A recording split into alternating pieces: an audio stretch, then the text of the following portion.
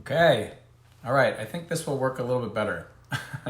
Okay. Welcome everyone to the Mindful at Home event. My name is Elisha Goldstein. I'm the founder of the Mindful Living Collective. It's a leading network for mindful living and learning. If you can think about how mindful.org is a leader in the field of organizing and producing and contributing content to the world around mindfulness. You can think of the Mindful Living Collective as a leading network of people, organizing the people around inspiring more mindfulness, and compassion in our lives. So thank you for being here. In times of crisis like this, thank you, James. Yeah, I'm glad this is working now. It seemed very choppy in the other one, so we've kind of switched over to this way of doing it. One of the first things we lose sight of because we get really stressed is our self-care. It may or may not have been the case for you, or we're many, many weeks into this now. And there's a lot we're feeling. And you know this, you may have been touched by now by people who have been really impacted by this virus. I know in my life I've known people who have been dramatically impacted by this, and some people I've lost. And so there's a lot we're feeling, a lot of stress, a lot of anxiety. We're feeling underneath, a lot of it might be a feeling of grief that's here. I know I've gone through all these waves, and you might be feeling also relief or ease or the joy of being around your immediate family more if you have that. That might also be something that you're experiencing. And I just want you to know that with whatever you're experiencing right now, that you're not alone in that. And thousands and millions of people are experiencing something very similar right now. So today I want to talk to you about 7 ways to ease your anxious mind. Just practices we can do, simple things we can do in our everyday life that are going to be really supportive to help us feel more calm and grounded and resilient in the days and weeks ahead.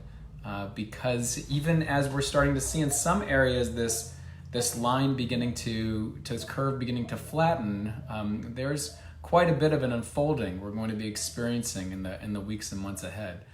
And it's going to be important to create a certain practice and repetition around taking care of ourselves and soothing our nervous systems in a regular way. And what we get with practice and repetition is we get stronger. It's just a natural law of how we work. So you're going to hear different facts that I'm going to relate to you, different stories, ways to weave this into practice, ways to sow the seeds of this inner strength.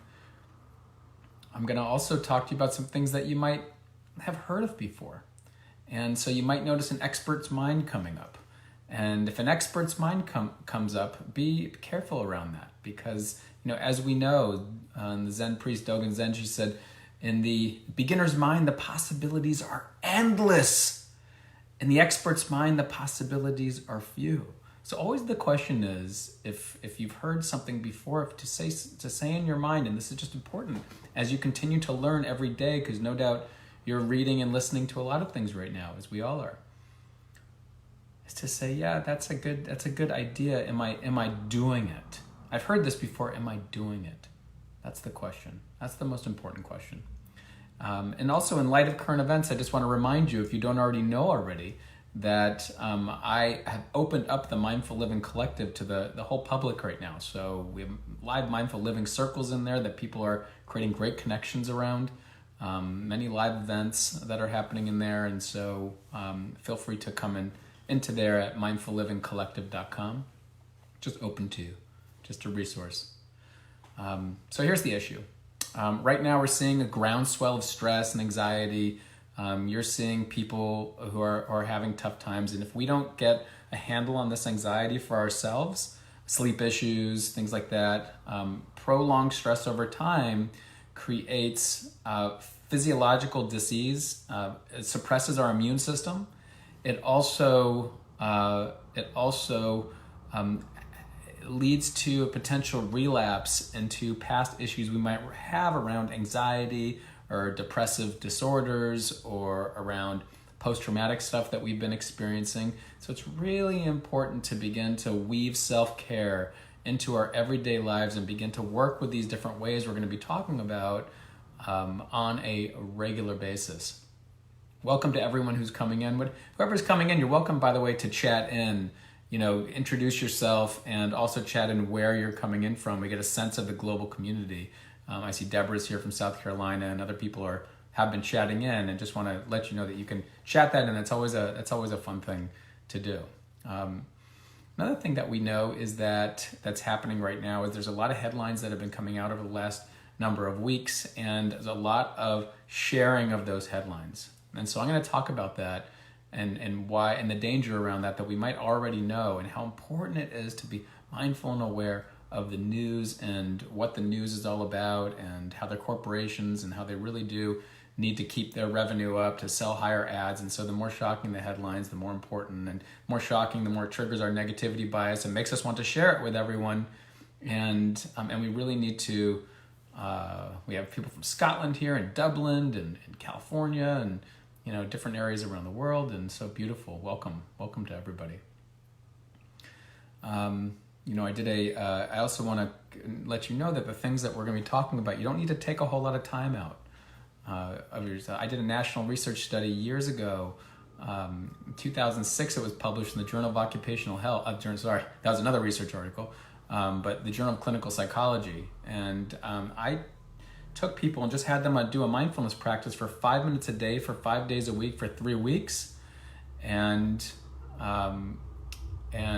we showed statistically significant results in stress reduction and variety of scales of deep psychological well-being. But most importantly, what we found was that, and this is really important when it comes to working with your anxiety, or working with your anxiety or fear or anything, at the epicenter of the qualitative part of the research that we did, where we interviewed everyone and then actually looked at what was the connecting experience for people, was connection. People were experiencing connection. And that was one of the most beautiful things. I see people here from a Mindful Society. That's in their conference we'll be doing later on. And beautiful. From the Untangled podcast, wonderful. Yeah, all over the world. It's so beautiful. When we're coming together, I want you even just to take a moment, if you can, and just picture that you're here listening along with people all over the world right now, and how much we're really in this together. How much we're in this together. Really unlike any other time before in human history. There's something really beautiful about that. So I'll be sharing this with you. I just want to also share, just to, in the spirit of connection and authenticity, at the other day, I started feeling down a bit. I noticed my mood kind of going down, and I noticed a really heavy heart. And this was prior to realizing that I had lost a friend from years ago, and learned about that. And I realized that what I was experiencing was a lot of grief. A grief for the loss of what had been a while ago, grief for the challenges people were going through, but more was the grief for not being able to see and spend time with and touch and hold the people in my life that I had been doing that with on a semi-regular basis, other family members, things like friends, and so there was grief. So if you're feeling any of that grief that was there, I want to normalize that for you, and also know that may come in waves over the weeks and months ahead, or at least however long this is going to be. But that might come in waves, and that's okay. It's a real opportunity in some ways for just acknowledging, being authentic, and recognizing that you're not alone in that. Like, grief is a part of this. It's also part of our human experience. As Rumi says, welcome and entertain them all. Even if they're a crowd of sorrows who come to violently sweep your house empty of its furniture, still treat each guest honorably. He may be clearing you out for some new delight. The new delight of grief is love, because we get to meet it with a sense of loving ourselves and caring for ourselves in this way. And when you practice and repeat something over time, you get stronger. And so we're having that opportunity. Okay, enough of that. The first thing, let's consider the first thing of these 7 ways, even though there's a couple that I kind of lingered in there a little earlier. The first thing of these 7 ways is slow down. Even saying that created this kind of exhale in me. Slow down. Why slow down? Why actually physically move slightly slower than how you might normally think to move? So our brain and our body are completely connected, right? Nervous system is a brain wiring down through our spine and through our arms and hands, and is sending signals back to our brain, which elicits emotions and focus and things like that. And so what we want to do is we want to, when we actually physically slow down, we're sharing that with our brain that we can also slow down mentally. And so physically walk a little bit slower, move, wash dishes a little bit slower, maybe be in the shower a little bit slower. See what it's like to just move a little bit slower and see what impact that has. This is one of the ways we can begin easing the anxious mind. Frenetic movement, fast movement also creates speed in our mind. So physically slow down. Number 2, take the news and social media with a grain of salt. This goes back to what I was talking about earlier, which is beware of headlines and sharing headlines. This might be something you might say, yeah, you know what, I know this thing. But let me ask you, we have to ask ourselves the question, are we heeding this for ourselves? So that at the very least, what some of these things might be hopefully doing is, this might be stuff you already know, but it's just kind of bringing it top of mind. And that's all we want to do, is bring this stuff top of mind, right? So we're more aware of it in our day. And then we can actually put it into action, because that's where the rubber meets the road. And so take in the headlines of social media, take in the headlines of the news networks you listen to or read about with a grain of salt, and read down past the headline and through the article, and then see, is this something worth sharing? Someone shared with me like a week ago, I'm sure you saw the article that a tiger got infected with the coronavirus. And so all of a sudden, what that meant was our pets and animals might be carrying around the coronavirus. And that's not what the article said. If you reach down a little bit deeper, it said this was a rare case that, and so it wasn't worth spreading and creating panic for everyone who had pets. But we had to reach down, but I noticed some people sharing it in that way. And so, I have to heed this for myself too, but take that with a grain of salt, because it might not be that the panic that the headline is spreading to you might not be worth the experience you're having around it, and certainly might not be worth creating a contagion around it. And so,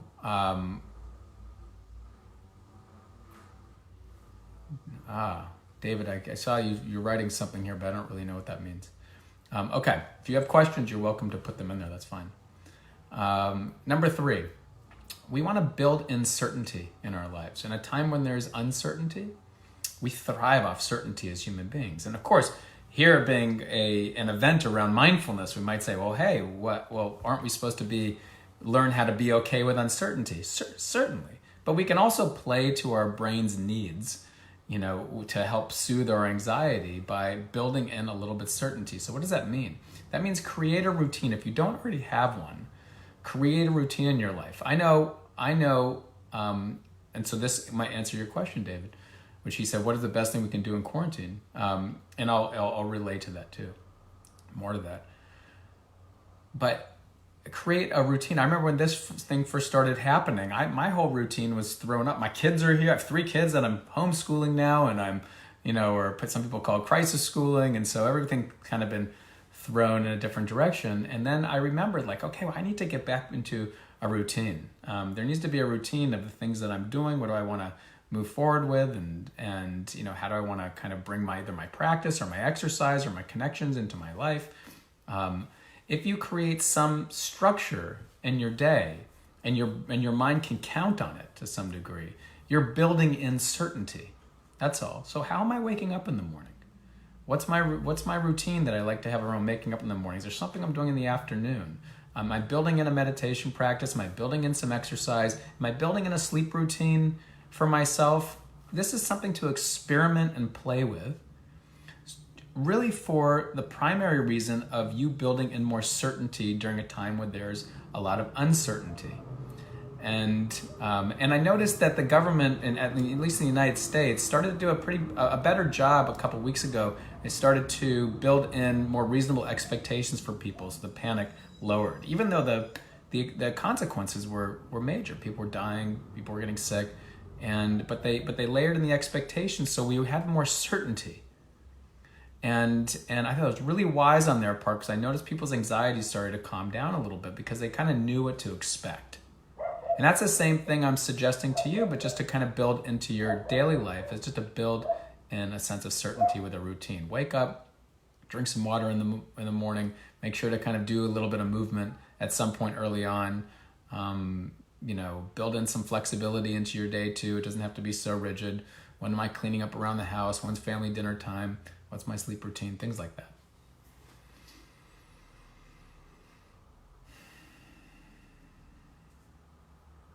Number 4. So the first one, slow down. Second one, take social media and the news with a grain of salt. 3, build in certainty by building a schedule into your day. 4, come to your senses throughout the day. This is a classic mindfulness practice. Classic informal mindfulness practice, right? Which is consider for yourself when you're walking around or you're moving around, just taking a moment to really come to your senses.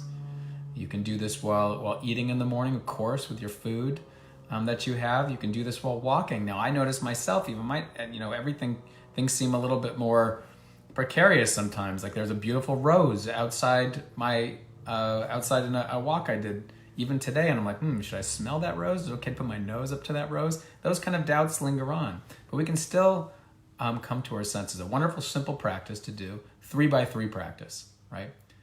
You're walking around. What are 3 things that I'm seeing right now? What are 3 things that I'm hearing right now? What are 3 things that I'm feeling right now? Very simple. What does that do? It mediates any kind of worrying or thinking right now. It's a wonderful thing to do if you catch yourself in states of fear or anxiety or panic. 3x3. You can expand it to a 5x5. Go through all 5 of your senses, naming 5 things for each thing. Or just bring your attention to one sense at a time. I'm hearing my dog right now in the background. One thing I'm hearing right now. Okay, so number 5, practice releasing the critic. Practice releasing the critic. What does that mean? In a time where people are probably on social media even more than before, we need to really work on nipping in the bud comparing ourselves to other people. How are other people handling the quarantine? Boy, they're handling this a whole lot better than I am. Or how are other people living their lives? They seem to be enjoying their family, having so much fun. How come I find myself an anxious mess and falling into a whole lot of negative thinking? What's wrong with me? What's wrong with me? What's wrong with me? So it's an opportunity to just really take notice when your mind is comparing yourself to other people, and to name it. Comparing. Soften your body and ask yourself, what am I actually needing right now? I'm actually needing more of a release that critical mind that's here. Hearing my dog. Isn't this amazing how we can move beyond space-time right here? Someone in Transylvania is actually hearing my dog. Beautiful. Thank you, Dora. Beautiful. Okay. Number 6. Do a reality check. So if you hear fearful thoughts, something like that, I noticed a lot of people around me having these earlier on as well. Oftentimes what anxiety does, which is important to note, is that it confuses possibility and probability. So the question is, if there's a possibility I can get the coronavirus, if you haven't already had it, by the way, and you may have had it already, by going outside and touching a flower. If I go outside and touch a flower, and there's a possibility that somebody had come by and touch that flower who had the coronavirus, and there, now that I've touched it, I might get the coronavirus. The probability of that happening is so incredibly low, but our brain confuses that and gets fearful and anxious as if the probability of it was high. As if the probability was high. It's possible, yeah, it's possible, but the probability is so low. So we can ask ourselves a question. I love Byron Katie's 4 questions. I think they imbue a sense of mindfulness in them. When you ask the question, like, is this thought true? I touched this flower, I'm going to get the coronavirus. Maybe, it's possible. Do I know it to be absolutely true? No, I don't know it to be absolutely true. But how does that thought make me feel? It makes me feel really anxious, really fearful. What does it make me want to do? It makes me want to go wash my hands immediately, which might not be a bad idea to do anyway. What would I do if this thought wasn't here? I'd probably just be more relaxed. I'd be more at ease. So playing with that, possibility, probability, how probable is it, is the question. Is it possible? It's possible, but the probability is so low. Is there a probability that a plane can fly and crash into my space right now? Of course, but is it possible? Yeah, but the probability is so low, so low. Okay, number 7, final one, simple one, easy one, great one to do. Go outside at times if you're able to, lay down, look up at the sky, and just listen. Look up at the sky and just listen. Allow your body to be straight, allow your spine to be straight, allow your visuals to be spacious, and just listen. So I'm going to go through these again. Simple to do. None of this takes any time out of your life, right? 1, slow down. 2, take in social media and the news with a grain of salt. If you're going to share something, make sure to read the entire thing to make sure it's shareable, right? Build in certainty, build in a routine in your day so your brain knows what to expect. And so that can help really lower anxiety. Come to your senses during the day. When you're focusing on a sense, your brain can't worry at the same clip. You know this because if you're eating something like really amazing, you're not really worrying in that moment. But if you're really worrying in the moment that you're eating something really amazing, you're not usually tasting that food. Plenty of neuroscience around that, but that's the basic idea. 5, release the critic. Notice when you're comparing yourself to other people. Soften your body. Come back with a greater sense of warmth and caring towards yourself. 6, do a reality check. You can use Byron Katie's 4 questions for that, but check out if you're confusing possibility and probability. And finally, 7, look up and listen. And I would say more than any of these 7, is to make active connections with the people in your life. That was so important to me. When I noticed that grief happening, within me, I realized I really needed to be more active in making connections with people in my life. And so I started to do that. And by the way, that's why we created the Mindful Living Collective to begin with, is to connect people with other people in the field of mindfulness to support each other in living this way. Now it's just open to everybody, so it's completely open to the public. And these mindful living circles are like magic, so transformative, so beautiful. And so you're just welcome to that space. You're welcome to it. So hopefully I want to keep this short for you. Petra said, thanks so much. Someone's hosting free mindfulness for hospital doctors in our country. So beautiful. And thank you. You're welcome to share that. There's plenty of healthcare professionals in that space too. So yeah, thank you for that. So hopefully today you learned a few things about easing your anxious mind. You can. My suggestion is to explore and play with these things, experiment with them, and see what you notice. And there's a lot of science, around the various things I've said today. So take that to heart. But most importantly, is just your experience. Your experience and seeing what you notice as you start to build in these. And I'll just say, practice and repetition is what makes things more automatic. Our brain memorizes procedures that way.